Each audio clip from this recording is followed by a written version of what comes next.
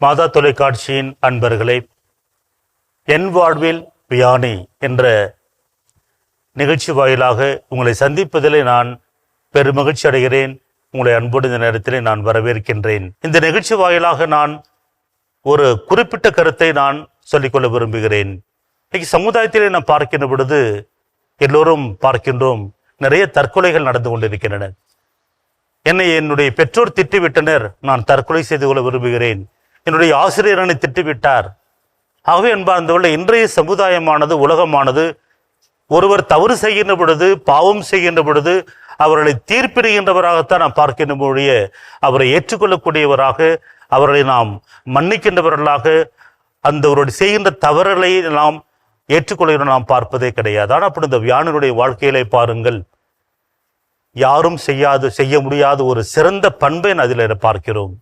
ஒரு தவறு செய்கின்ற பொழுது நாம் உடனடியாக தீர்ப்பிடுகின்றோம். ஆனால் பாருங்கள், சூதாட்டத்திலும் களியாட்டத்திலும் விளங்கிய, யாருமே கண்டுகொள்ளாத மிக பெரிய பாவியாக இருக்கின்ற, பாவத்திலே நிறைந்திருக்கின்ற அந்த கிராமத்திற்கு அவர் அனுப்பப்படுகின்ற பொழுது முதல் அனுபவம் என்ன, முதல் அவருடைய பதில் என்ன? செல்கிறேன், நான் சென்று பணியாற்ற விரும்புகிறேன், கட்டாயத்தினால் அல்ல, விருப்பத்தினால்.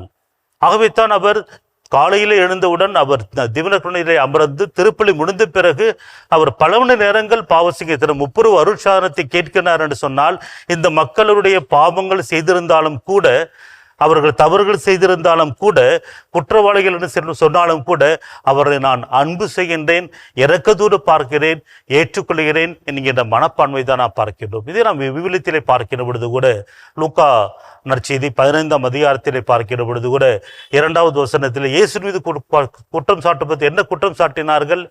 இவர் பாவிகளோடும் வரி தண்டுபவரோடும் உணவருந்துகிறார் என்று முணுமுணுத்தனர். இயேசு பாவிகளோடு செல்வதை அன்றைய சமுதாயம் யாருமே ஏற்றுக்கொள்ளப்படவில்லை. அதே போல தாம் நேர்மையாளர் நம்பி மற்றவர்களை இகழ்ந்து ஒதுக்கும் சிலரை நோக்கி இயேசு அந்த பரிசேயர் வரி தண்டுபவர் கோவிலில் ஜெபம் செய்கின்ற ஓமையை அவர் சொல்லுகின்றார். ஆக என்பார்ந்தவர்களே, இதில் நான் என்னை கவர்ந்த வியானினம் புனித வியானினம் கவர்ந்த ஒரு மிக மிக முக்கியமான பண்பு, குற்றம் செய்கின்ற, தவறு செய்கின்ற, பாவம் செய்கின்ற அந்த பாவிகளை உலக கண்ணோட்டத்திலே பார்க்காமல் இறைவனது பார்வையிலே, அன்னை மரியாருடைய பார்வையிலே பார்க்கின்ற பொழுது, இவர்களை நான் அன்பு செய்கின்றேன், இவர்கள் மீது நான் இரக்கம் கொள்கின்றேன், இவர்களுக்கு தேவை தீர்ப்பிடுவதல்ல, இவர்களை குற்றம் சாட்டுவதல்ல, குற்றங்களை குத்தி காண்பிப்பது முக்கியமல்ல, மாறாக இவர்களை நான் இரக்கத்தோடு பார்த்து இறைவனது மன்னிப்பையும் இரக்கத்தையும் பெற்று அவர்கள் மனம் திரும்பி நல்லவர்களாக வாழ வேண்டும் என்கின்ற அந்த மனப்பான்மை தான் புனித வியானினுடைய வாழ்க்கையிலே என்னை கவர்ந்து எடுத்துக்கொண்ட மிக முக்கியமான பண்பை நாம் பார்க்கின்றோம். ஆகவேத்தான் நாம் பார்க்கிற பொழுது இரக்கத்தில் ஆண்டவருடைய பக்தியும் சரி, அன்னையருடைய மாசற்ற பார்க்கிற பொழுது அன்னை மரியாள் பாவிகளுக்கு அடைக்கலம் என்று சொல்லுகின்றார். இரக்கத்தின் ஆண்டவர் இதோ என்னுடைய இரக்கத்தை பாவிகள் மீது கொடுக்கிறேன் என்று சொல்லுகின்றார். ஆகவே இந்த ஒரு நேரத்திலே புனித வியானினுடைய இந்த நிகழ்ச்சியின் வாயிலாக என் வாழ்வில் புனித வியானி என்ற நிகழ்ச்சியின் வாயிலாக என்னை கவர்ந்தது, என்னை ஆட்கொண்ட மிக முக்கியமான கருத்து, நாம் யாரையும் பாவிகளை தீர்ப்பிட வேண்டாம், குற்றம் சுமத்த வேண்டாம், குத்தி காண்பிக்க வேண்டாம்.